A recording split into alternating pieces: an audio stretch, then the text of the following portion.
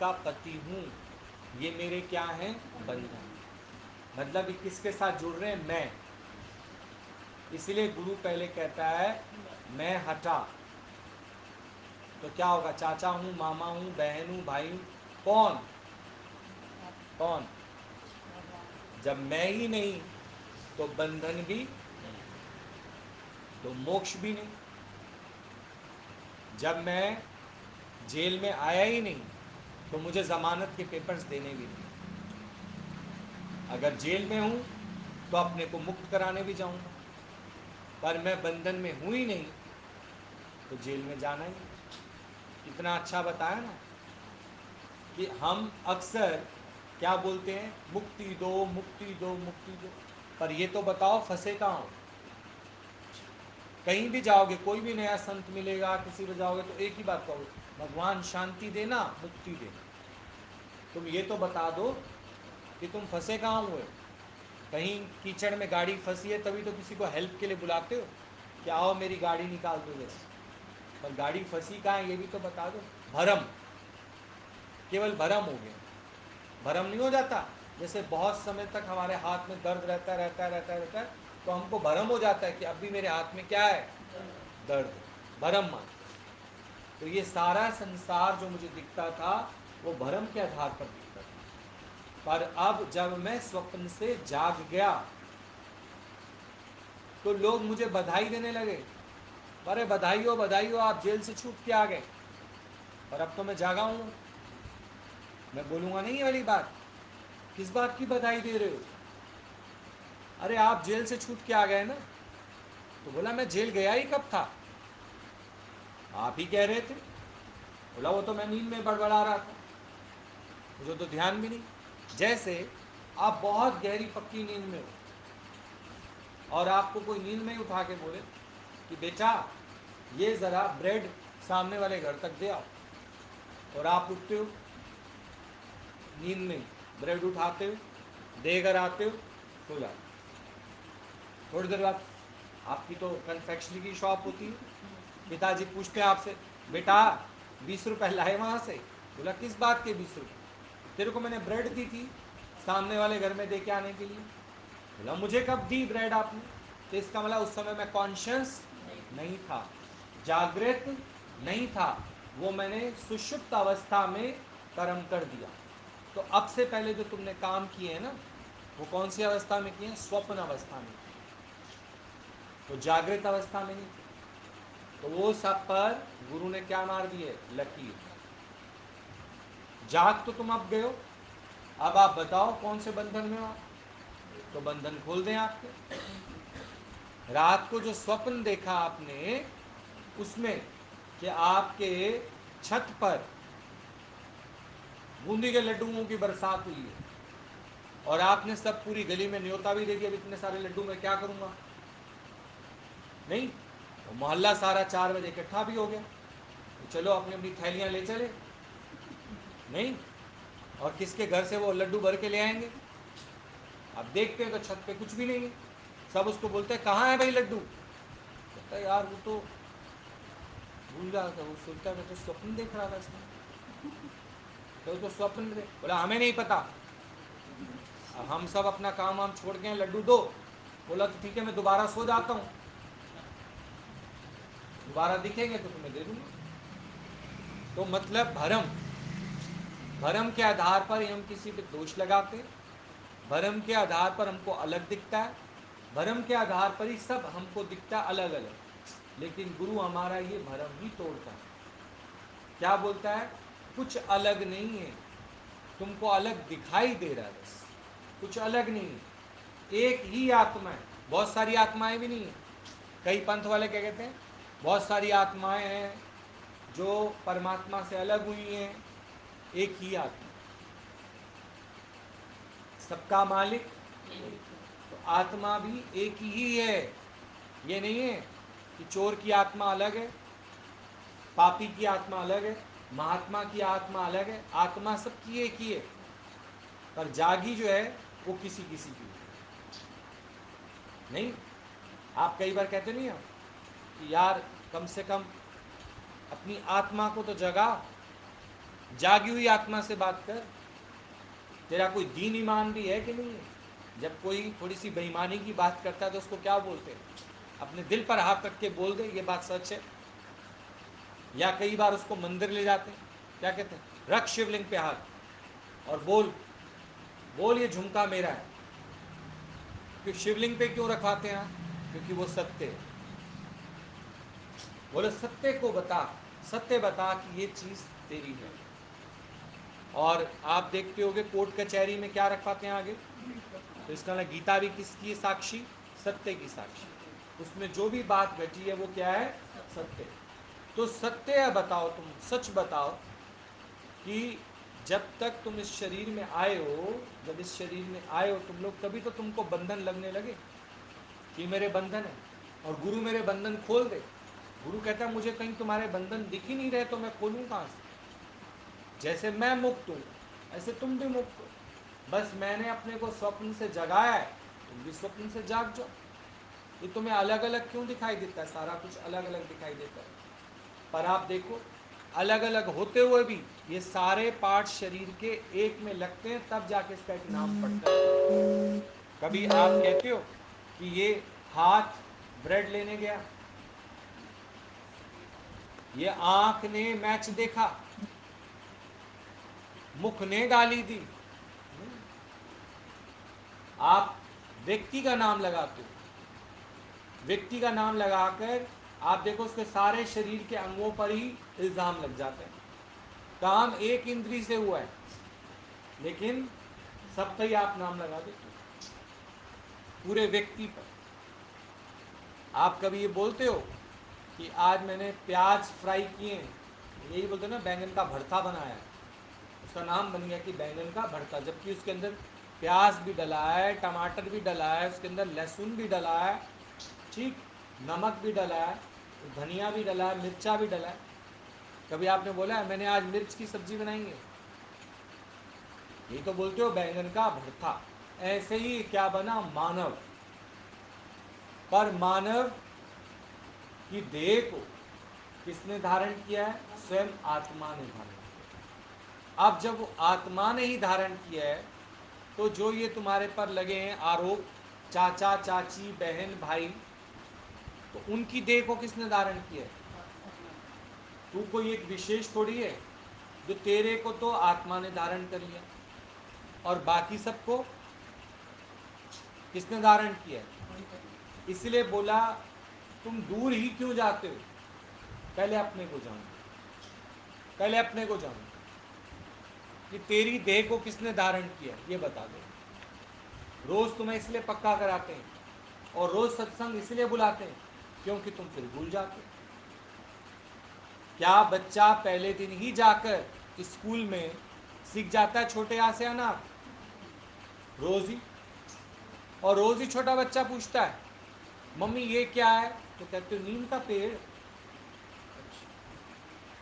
फिर एक घंटे बाद फिर पूछता है मम्मी ये क्या है, कह तो रही हूं नीम का पेड़। कितनी बार पूछकर तब जाके उसको पक्का होता है कि ये क्या है? नीम का पेड़। छोटे आ से अनार है, ट्विंकल ट्विंकल लिटिल स्टार है, पर वो भी अभी रटता है उसको। फिर 2-3 क्लास पास करता है, फिर उसके अर्थ में जाता है। तो शुरू शुरू में तो हम लोगों को ये ज्ञान रटने की आदत हो जाती है। नहीं, आज आप सोचो जो भजन आप लोग गाते थे आज से 5 साल पहले, 6 साल पहले आरतियां गाते थे, उसका अर्थ तो अब समझ आ रहा है। इसका मतलब अब दिन तक क्या कर रहे थे? रट रहे थे उसको, इसलिए उसका बेनिफिट नहीं हो रहा। जबकि तुम्हारी जीवा शुद्ध हो रही थी, क्षणिक तुमको आनंद आ रहा था, पर परमानंद कहां था? परमानंद था जब तू वापसी में आ जाता है। मतलब तेरी उत्पत्ति कहां से हुई? नाभि से। जब माता के गर्भ में बच्चा आता है वो कहां से भोजन करता है पता आपको? नाभि से। माता की नाभि से हमारी नाभि जुड़ी रहती है। उस नाभि से नाभि में क्या होता है? फूड ट्रांजिट होता रहता है, और जैसे बच्चा बाहर आता है क्या कर दिया? कट कर दिया जाता है। तो समझो आप कि इसका मतलब हमारी उत्पत्ति किससे हुई है? नाभि से। ठीक, नाभि से उत्पत्ति हुई तो आनंद भी कहाँ होगा? भगवान ने आनंद कहाँ छिपा रखा है? जहां से तेरी उत्पत्ति हुई है। उत्पत्ति है भगवान। तुम संसार के कितने भी काम कर लो, पर उत्पत्ति कहाँ है? उसके आनंद कहाँ है? भगवान। तभी बोला मिलता है सच्चा सुख केवल भगवान तुम्हारे। तो आत्म ज्ञान होना भगवान को पाना है। आत्म ज्ञान होना, पर इसमें तुम्हें करना कुछ नहीं है। कल को तुम कहो ना बस आज हम कसम खा के जा रहे हैं कल से हम सत्संग रोज आएंगे, नहीं आओगे।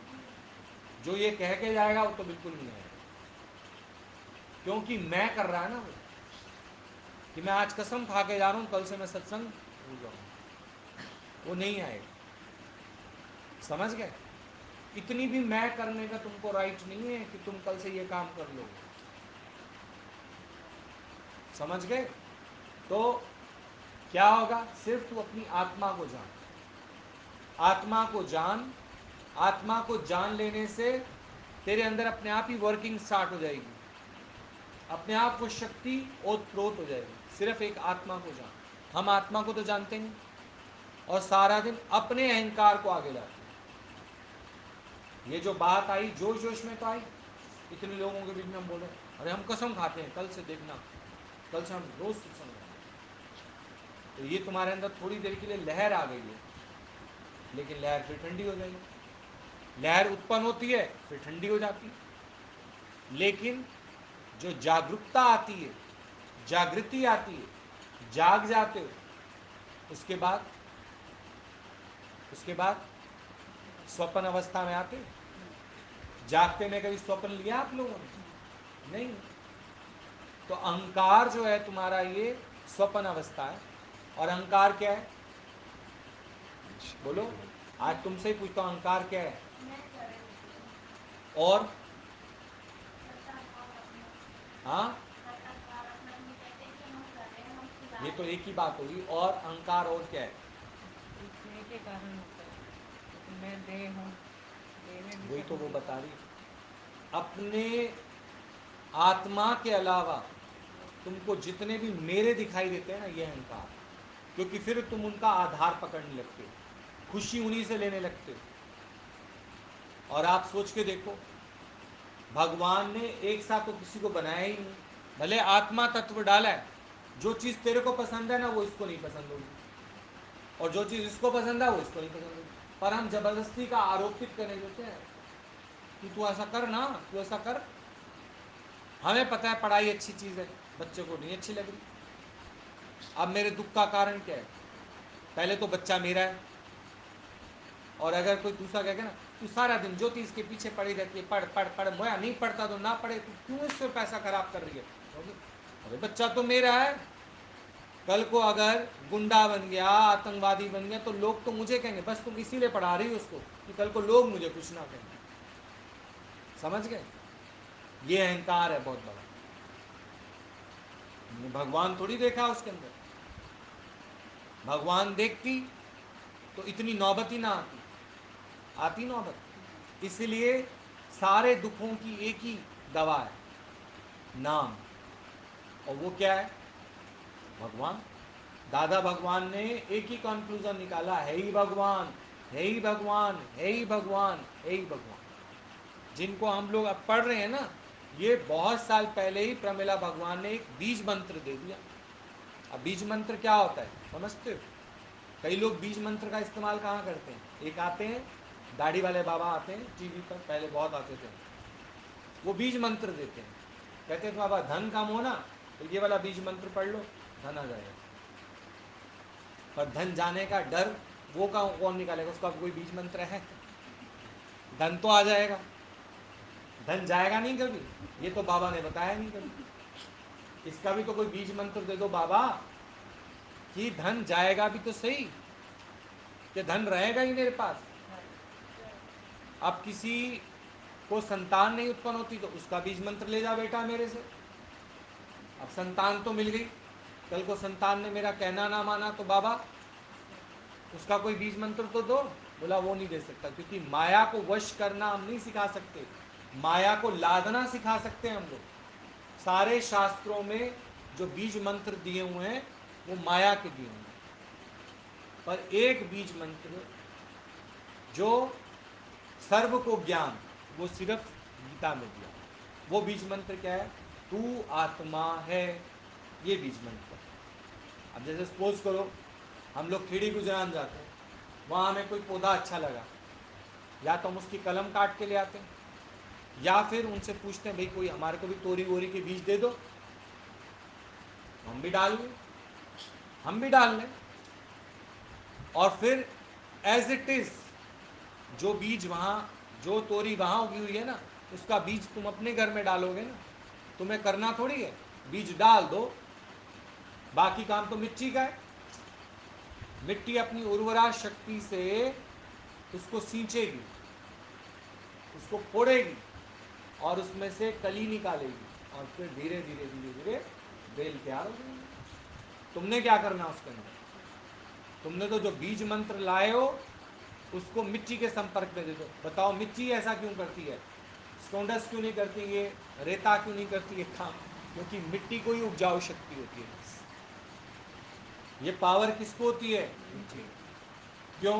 वो मिट्टी हुई होती है इसलिए। मिट्टी जो है मिट्टी हुई होती है, सबको शरण दे देती है। आप देख लो अंतिम शरण आप किसकी लेते हो? किसकी लेते हो? मिट्टी। और आपकी उत्पत्ति भी कहाँ से? तो बीज जो है वो कहाँ गया? मिट्टी में, और उसके बाद कार्य करना मिट्टी ने शुरू कर दिया। तुम केवल अपना जो ये देह अध्यास है ना, सिर्फ आत्मा के अंदर इसको एक बार विलीन कर दो, आगे काम किसका है? तुम्हारा कर्ता भाव, परता भाव, भोक्ता, ये सब तुम्हारा खत्म हो जाएगा। वो अपने आप ही उर्वरा शक्ति से तुम्हारे अंदर अध्यात्म बढ़ता जाएगा, तुम्हें किताबें रटने की जरूरत ही नहीं है। तुम्हारा अपना जो ज्ञान है ना, वो अनुभव है। ये तो मैं सुना रहा हूँ, मेरा सुना हुआ फटाफट तुम किसी को लिख के दे दो, बोल के बता दो फटाफट, लेकिन शाम तक वो सारा धुल जाएगा तुमसे। तुम्हारा अपना ज्ञान क्या है? तुम्हारा अपना ज्ञान ही अनुभव है। ये तो हमारा है, जो हम लोगों को प्रमिला भगवान ने पक्का कराया, तो हमारा है। भले हम पढ़ते कितना भी है इसमें से, लेकिन फिर हमारे को वो वाली पॉइंट्स अंदर से निकलते हैं जो प्रमिला भगवान ने पक्के कराए। समझ गए? ये अष्टावक्र जी वाले नहीं आते हमारे को। ये तो हम देखते हैं कि कितनी गुरु की मेहनत है, कि गुरु जो है हमारे को मक्खन निकाल के दे दिया गुरु ने। हमें कहीं बाजार से 5 किलो दूध नहीं लाना, उसको उबालना नहीं, खटा नहीं लगाना, दही नहीं लगाना, उसको फिर मथनी नहीं करनी, सीधा सीधा मक्खन हमारे हाथ में दे दिया गुरु ने। क्या है ही भगवान, है ही भगवान। पर ये तुम्हारे को अपना अनुभव है? तुमने इस ज्ञान को कभी अपनी परिस्थिति में लगाया और तुम्हारे को बेनिफिट हुआ? कौन सा बेनिफिट? एक बार, इसका भी हम सही अर्थ नहीं जानते ना, एक बार किसी ने गुरुजी को आके बोला, गुरुजी मैं सुबह जल्दी उठी और पता है मुझे 20 रुपए का फायदा हुआ। आपने कहा था ना ध्यान में बैठना, अब गुरुजी ने कहा था अपनी आत्मा का ध्यान करना। जब मैं ध्यान में बैठी मुझे पूरे 20 रुपए का फायदा हुआ। गुरुजी ने बोला वो कैसे? बोला परसों मैंने भिंडी वाले को 20 रुपए ज़्यादा दे दिए थे, मुझे पता लग गया भिंडी वाले को मैंने 20 रुपए ज़्यादा दिए, और आज मैंने उसके साथ खूब झगड़ा किया कि भैया मैंने तो तेरे को ज़्यादा दे दिए, तो फिर तूने मेरे को वापस क्यों नहीं किए? पूरे गली में तमाशा मच गया। ज्ञान का मतलब ये होता है? बोलो, ये वाला ध्यान लगाना। तो हम किस में चले गए? हम तो देह अध्यास में चले गए। जब तुम्हारे अंदर ये फालतू फंड की एक्टिविटीज आती है ना, झगड़ा, राग, द्वेष, ये सारे शरीर के कर्म, ये सारे शरीर के कर्म। आत्मा शांत है। किस लिए शांत है? वो झगड़ा किससे करे पहले ये बताओ? उसके लिए कोई दूसरा बंदा होना चाहिए ना। जैसे रेसलिंग होती है, उसके सामने दूसरी पार्टी होती है, न्यूजीलैंड की, ऑस्ट्रेलिया की। पर आत्मा अगर मैंने जान ली तो फिर दूसरा कौन है? दूसरा कौन है? तो शांति कैसे आएगी? तुम सब कहते हो हमें शांति आ जाए, कैसे आ जाएगी बताना? आत्म ज्ञान के बिना शांति नहीं आएगी, क्योंकि तुम्हें दूसरा दूसरा दिखाई दे रहा है। उसके लिए तुम्हारा सोच विचार चल रहा है, उसके लिए तुम्हारे लिए विचार चल रहे हैं, भावनाएं चल रही हैं। आत्मा जान लेने के बाद एक ही आत्मा है, बस। अब झगड़ा किससे करूं, झूठ किससे बोलूं, चोरी किसकी करूं, ठगी किसकी करूं, उसके लिए दूसरा होना चाहिए। दूसरा माने दूसरे का बेटा। तुम तो भगवान के बच्चे हो, तो भगवान ने कितनी शादियां कर ली, जो नाजायज औलाद पैदा की है भगवान ने। तुम तो भगवान के बच्चे हो, तो उनकी माए कोई और है या उनका बाप कोई और है। तुमने तो अपनी छाती ठान के बोल दिया मैं तो भगवान हूं। कई संत महात्मा नहीं कहते हम तो भगवान हैं, हमारी आरती करो, हमारी पूजा करो, पाठ करो। कौन करे, कोई दूसरा हो तो करे ना। दूसरे का बेटा मतलब वैश्या का बेटा, जिसके कई बाप हों उसको क्या बोला जाता है सोचो, वो वैश्या का बेटा हुआ ना फिर, नहीं। तो आप सोच के देखो, मैं तो भगवान हूं और तुम लोग क्या हो, तुम लोग क्या हो, तुम लोग जीवो नहीं। गुरु का काम है तुम्हें नर से नारायण बनाना। अब इसमें उपाधियों वाली बात आ रही है ना, तुम अभी कौन सी उपाधि पे बैठे हो, नर की उपाधि पे बैठे हो। तुम बार बार अपने को क्या जानते हो, नर मतलब शरीर जानते हो। तो गुरु का काम है एक ही सीढ़ी तुम्हें ऊपर करता है, या तो एक सीढ़ी ऊपर हो जाओ या फिर 84 पौड़ी एक गुरुद्वारा है, नीचे की साइड जाओ, फिर वहां पे फिर से स्नान करो, फिर ऊपर चढ़ो। कभी किसी को मौका मिले ना, तो 84 पौड़ी एक गुरुद्वारा है, उसमें 84 पौड़ियाँ नीचे उतरना पड़ता है। और फिर काफ़ी अच्छा सरोवर है, उस सरोवर में स्नान करो। फिर वो कथा सुनाते हैं कि अब 84 पौड़ी ऊपर चढ़ो, यानी 84 लाख योनियाँ ऊपर चढ़ो तो तुम्हें एक ओंकार का दर्शन होगा। सामने एक ओंकार बना हुआ है, उन्होंने उस गुरुद्वारे की रचना ही ऐसे की है। बहुत हम लोग 11th-12th में थे, तब कभी वैष्णो देवी की यात्रा में गए थे, तो वो बस हमें वहाँ भी घुमाती हुई लाई थी। तो मेरे को कथा अभी भी तक याद है, जो वहाँ पर रागी पाठी कथा बताते हैं कि या तो एक स्टेप ऊपर हो जाओ, नर से नारायण हो जाओ, या फिर जो तुम कहते हो ना मम्मी डैडी पापा ये वो, नीचे उतरो, उतरो नीचे, नीचे उतरते जाओ उतरते जाओ उतरते जाओ। आप देखो कितना नीचे उतरोगे, मोह ममता लोभ क्रोध, इसमें नीचे उतरते जाओ। उतरते उतरते उतरते फिर से स्नान करो और फिर से 84 की यात्रा करो, फिर तुम्हें एक ओंकार दिखेगा। तो जब एक ओंकार आज दिखा रहे हैं तो आज ही देख लो ना। एक सीढ़ी चढ़ना आसान है कि 84 सीढ़ियां पहले उतरो फिर 84 सीढ़ियां चढ़ना आसान है। एक ही सीढ़ी चढ़ जाओ वो ज़्यादा अच्छा नहीं है। इसमें करना क्या है, कुछ करना ही नहीं। हमें तो इतनी बात याद है प्रमिला भगवान की, तू मेरा काम कर मैं तेरा काम करूँ, सफाई सच्चाई से। तू मेरा काम कर मैं तेरा काम करूँ। तो हमने देखा कि जीवन में अपना अनुभव बताया। ऐसा नहीं है कि तुम्हारे यहाँ आने से तुम्हारे जीवन में कठिनाइयाँ नहीं आएंगी, विपदाएं नहीं आएंगी, मान अपमान नहीं आएगा, मित्र शत्रु नहीं बनेंगे। सब होगा, संसार में बैठे हो ये सब होगा, पर तुम्हें असर नहीं होगा। क्यों, क्यों नहीं असर होगा, क्योंकि तुम नाम जप कर रहे हो बस। गुरु का काम क्या है, तुम्हें वो क्या कराता है, अपने पास बिठाकर भगवान में इतना लीन कर देगा, इतना लीन कर देगा, इतना लीन कर देगा, नर से क्या बना देगा, नारायण। अब नारायण देखो अपना क्या कर रहा है, वो सारे काम हो रहे हैं धरती पे, इस मृत्यु लोक में सारे काम हो रहे हैं, लेकिन नारायण वो कभी कहता है ये काम मैंने किया। भगवान की सबसे बड़ी विशेषता क्या है, कभी कहता है ये काम मैंने कराया या मुझे करना है, नहीं। तो नर से नारायण की उपाधि में आने के लिए आपको अपने अंदर से कर्ता भाव निकालना। कर्ता भाव जो सारा दिन तुम्हारे अंदर पड़ा रहता है, वो अलगाव की वजह से दिखता है ना, मुझे ये करना है, मुझे करना है। और खास तौर से जो करना है ना, मुझे अपने वालों के लिए करना है। तो ये अलग हो गए, अपने वाले अलग हो गए, तुमने अलगाव कर दिया। फिर जब एक ही आत्मा है तो अपने वाले अलग कैसे हो गए, अपने वाले अलग कैसे हो गए, जब एक ही आत्मा है।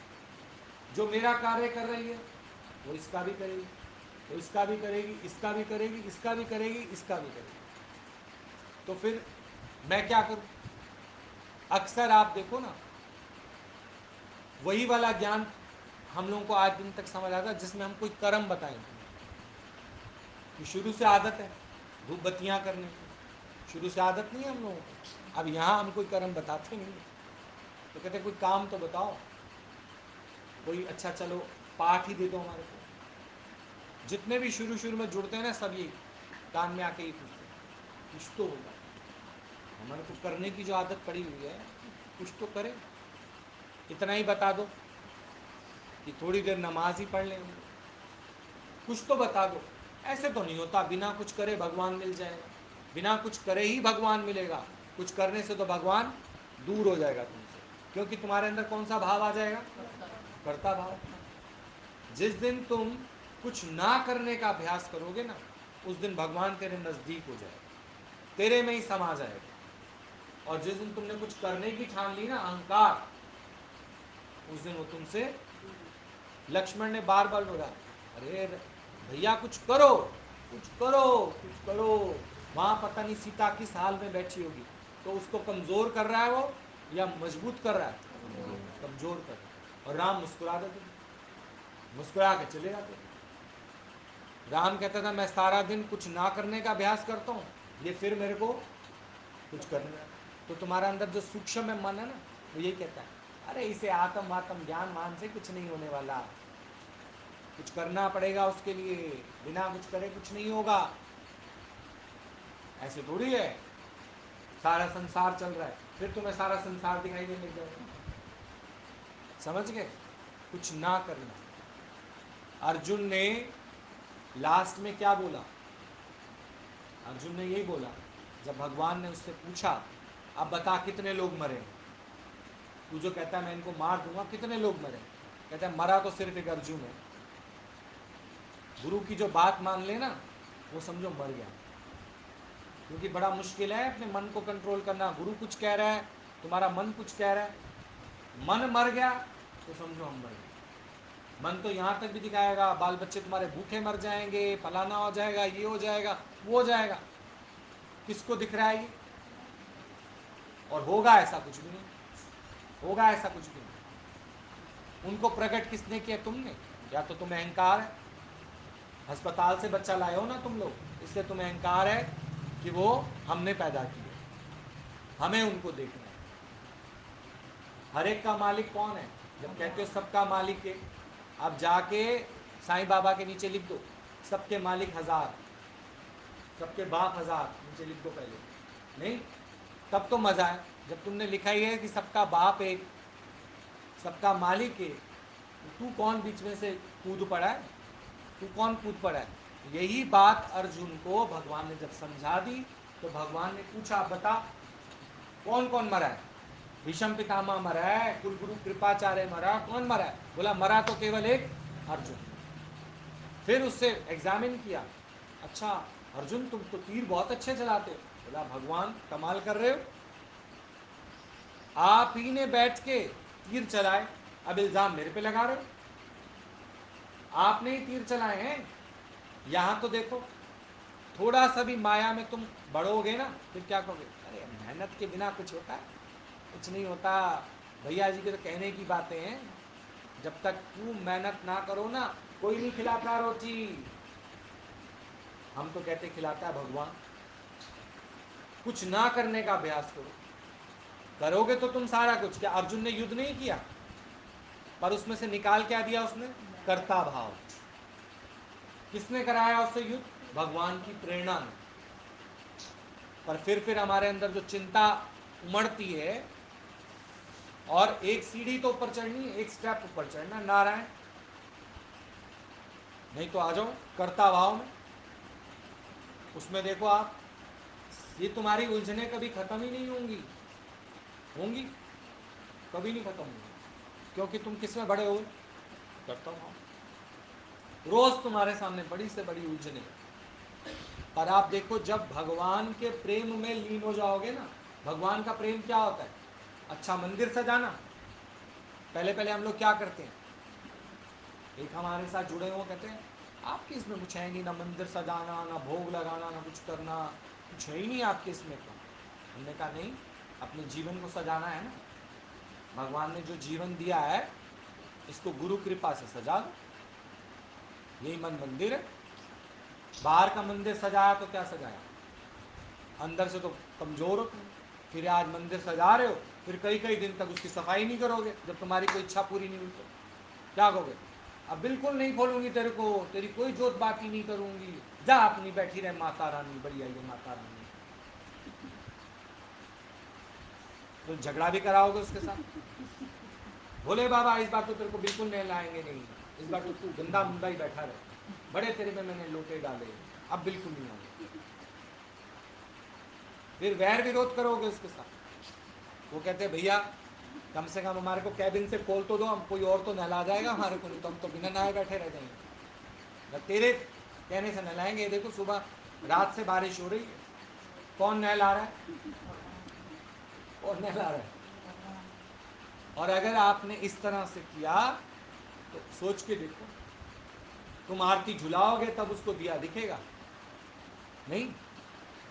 अपनी मैं का ही समर्पण कर दो, भगवान को तुमसे कुछ कराना ही नहीं है, कुछ कराना नहीं है, ये ध्यान रखो। कराना है कुछ नहीं कराना, तो कुछ ना करने का अभ्यास करना, नहीं तो अपनी उलझने बढ़ाते जाओगे बस, और कुछ नहीं करोगे। उलझने क्यों बढ़ेंगी, आप देख लो। थोड़ी देर के लिए अगर मैं आपको 1 घंटा भी बिठाऊं ना कि आत्मचिंतन करो, तो उसमें क्या करोगे, आत्मचिंतन। जब आत्मा समझी नहीं है तो आत्मचिंतन क्या करोगे, उसमें करोगे देह चिंतन। हाँ ये भी है, हाँ ऐसा भी होना है, अब ये भी हो ही जाएगा, कोई बात नहीं, अब भैया जी ने बोला है तो ये काम भी फिर हो ही जाएगा। ये भी देह चिंतन है भाई, ये सारे काम जो हैं ये देह चिंतन। आत्म चिंतन क्या है, फ्री होके रहे, मस्त होके रहे, जितना सहजता से भगवान को कार्य कराना है वो कराएगा ही कराएगा, और जितना नहीं कराना उसके लिए तुम शांत। तो आत्मा शांत क्यों, उसके अंदर कोई हलचल नहीं है, अलगाव नहीं है, वो एक ही एक देखती है सब, एक ही करती। भले व्यवहार में चेंज होगा लेकिन निश्चय एक ही, निश्चय एक ही का करना है। व्यवहार में चेंजेस आएगा पर निश्चय क्या रहेगा, एक। इस निश्चय से नीचे नहीं उतरना, बस इस भाव से नीचे नहीं उतरना। हम करने वाले हैं, ये बताओ। ये युद्ध अर्जुन ने किया, मरा कौन, मरी तो एक कमला, मरी तो एक ज्योति, मरा तो एक मंजीर। इसको मारो, इसको मारना है, जो बार बार तुम्हारे कान में आके फूक जाते हैं, अरे कमला ऐसे कुछ नहीं होगा, देखना पाई पाई के लिए मोहताज हो जाएगी तू, आ मत जाना इनकी बातों में, नहीं तो नारायण पद मिल जाएगा, हम तो रह जाएंगे ऐसे ही। समझ गए, अहंकार नहीं किया तो तूने क्या किया फिर जिंदगी भर में, फिर तो हमारी सारी धरती खाली हो जाएगी ऐसे, मृत्यु लोक ही खाली हो जाएगा, मृत्यु का भय किसी को नहीं रहेगा, तो ये तो सारा ही बंद हो जाएगा। कम से कम तेरे को मृत्यु का भय तो है, नारायण मत बन जाइयो, अपनी आत्मा में मत आ जाइयो, वही 84 के जेल खाने में चक्कर खाती रही हो। समझ गए, मरा तो केवल एक अर्जुन, क्योंकि गुरु के विचार के आगे उसने अपना दूसरा कोई विचार दिया ही। विचार तो तुमको भी आते हैं, ऐसा नहीं है विचार तुमको नहीं आते, पर तुम्हारे विचार टिकते ही कहाँ हैं। थोड़ी देर में तुम्हारा विचार कुछ होता है, थोड़ी देर में तुम्हारा मूड कुछ बन जाता है। अभी कहोगे हम सोने जा रहे हैं, फिर थोड़ी देर में एक फोन आया हम जा रहे हैं, थोड़ी देर में विचार कुछ बंद हो जाता है।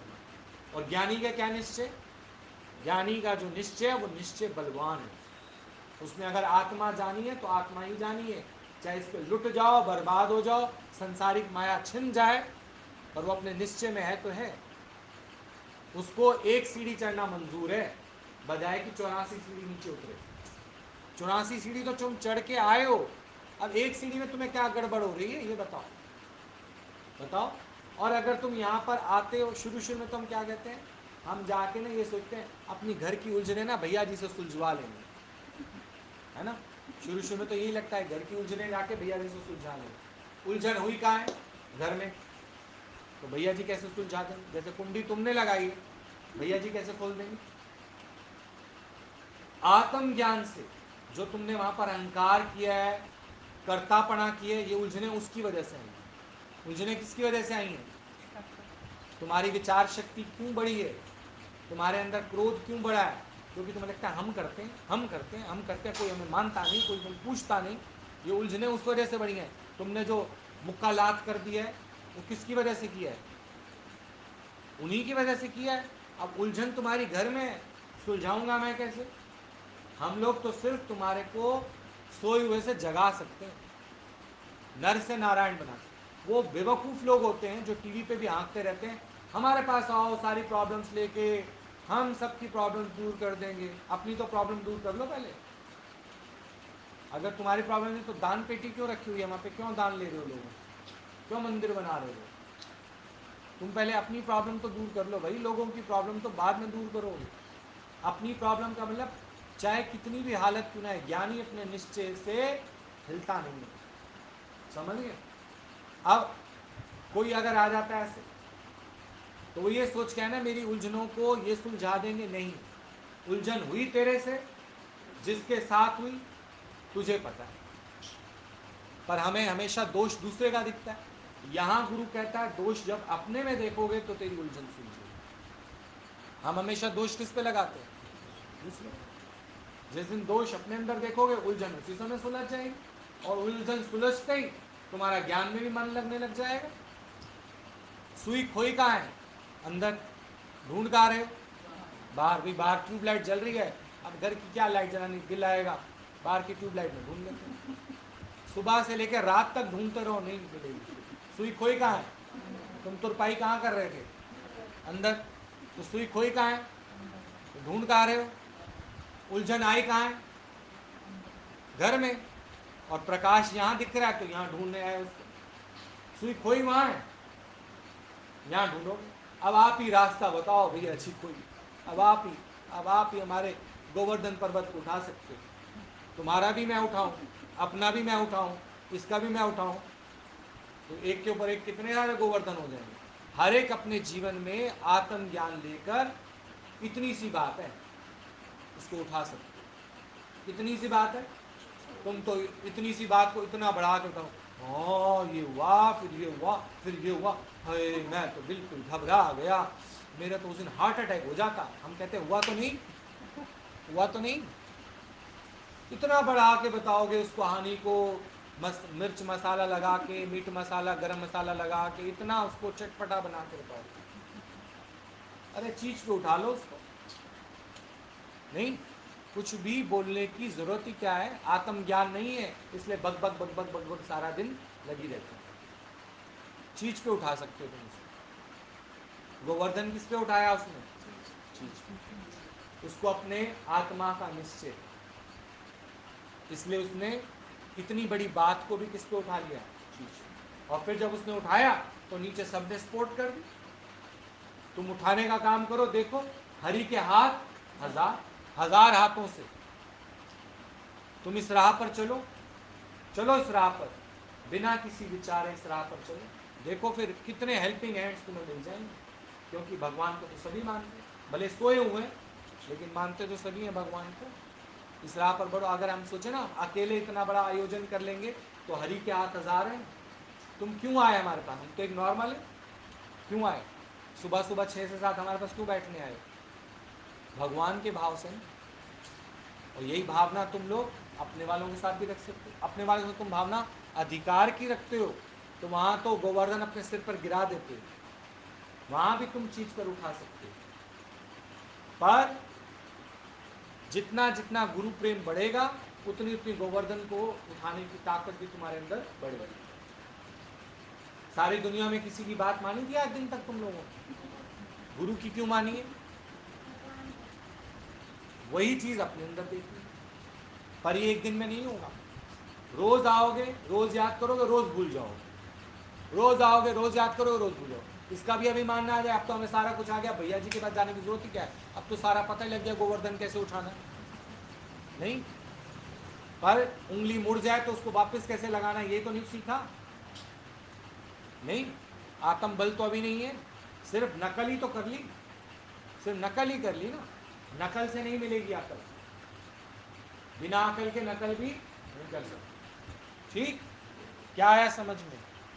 सुसु में सुसु में सुसु में सुसु